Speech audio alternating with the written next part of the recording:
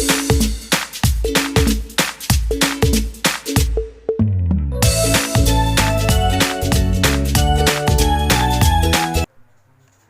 teman-teman, berjumpa lagi dengan saya Lisa Sartika Borusitompul.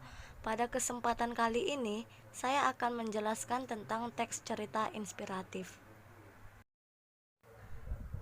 Pada materi kita kali ini, kita akan membahas 4 unsur pokok bahasan di dalamnya.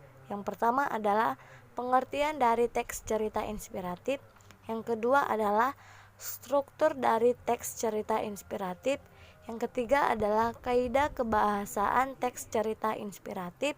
Dan yang keempat adalah langkah-langkah dalam menulis teks cerita inspiratif. Yang pertama adalah pengertian teks cerita inspiratif. Teks cerita inspiratif adalah satu bentuk prosa yang berisi kisah seseorang yang bertujuan untuk memberikan inspirasi atau motivasi. Yang kedua adalah struktur teks cerita inspiratif, yaitu pertama adalah bagian orientasi, adalah tahap pengenalan atau penyituasian, biasanya berisi pengenalan tokoh, latar, dan latar belakang cerita. Yang kedua adalah bagian rangkaian peristiwa, dimulai dari awal terjadinya sebuah peristiwa sampai pada puncak masalah.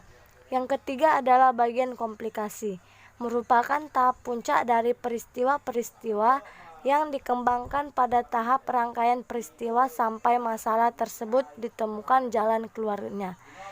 Yang keempat adalah bagian resolusi, merupakan tahap penyelesaian masalah, peristiwa atau masalah yang dikembangkan pada bagian rangkaian peristiwa dan komplikasi dikendurkan pada tahap resolusi.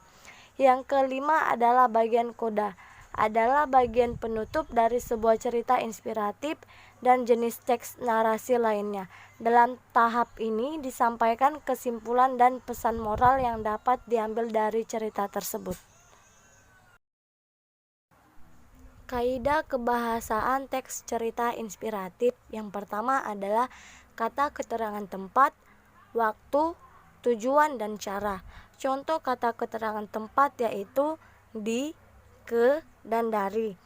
Kata keterangan waktu contohnya adalah pada, kemarin, besok, lusa, dan lain-lain.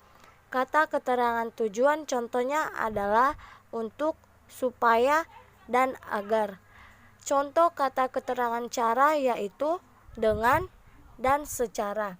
Yang kedua adalah kata hubung intrakalimat dan antar kalimat. 1.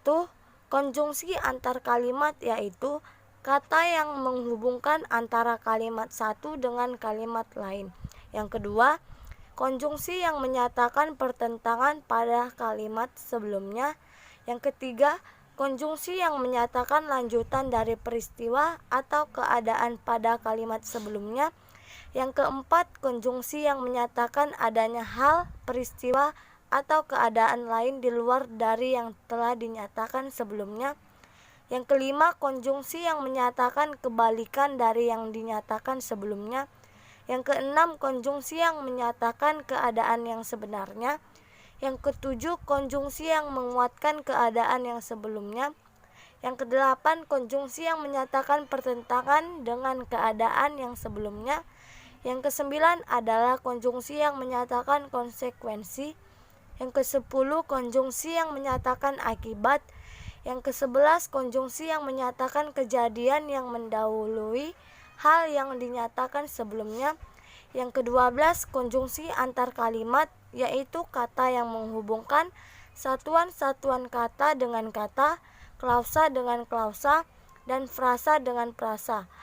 Konjungsi antar kalimat dibagi menjadi dua, yaitu konjungsi koordinatif dan konjungsi subordinatif. Konjungsi koordinatif contohnya adalah serta, tetapi, dan. Contoh kata konjungsi subordinatif yaitu setelah, agar, dan sehingga. Kaidah kebahasaan yang ketiga adalah kalimat majemuk sementara dan bertingkat. Kalimat majemuk setara adalah kalimat majemuk yang terdiri atas beberapa kalimat yang setara atau sederajat kedudukannya. Contohnya, dia telah terjatuh di danau dan koran dagangannya berantakan. Yang kedua, kalimat majemuk bertingkat adalah kalimat yang terjadi dari beberapa kalimat tunggal yang kedudukannya tidak setara atau sederajat. Contohnya, akan tetapi dia sadar bahwa dia tidak mungkin seperti Tina. Yang keempat adalah langkah-langkah menulis teks cerita inspiratif. Yang pertama, tentukan tema dan amanat yang akan disampaikan.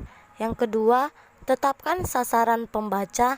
Yang ketiga, rancang peristiwa-peristiwa utama yang akan ditampilkan dalam bentuk skema alur.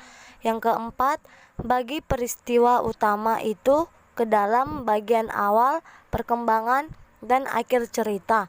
Yang kelima, rincian peristiwa-peristiwa utama ke dalam detail-detail peristiwa sebagai pendukung.